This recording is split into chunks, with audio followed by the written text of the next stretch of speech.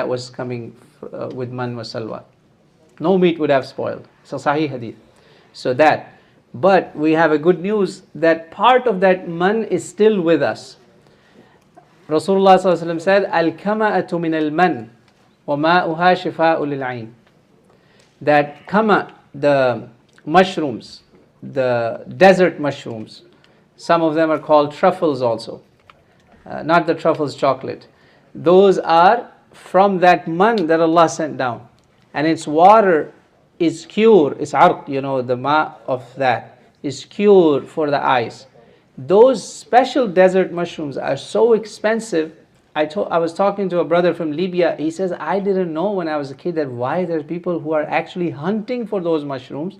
Then now we found out that some of them, literally 2 or 3 pieces of those are sold for like 500 euros in Europe. Subhanallah.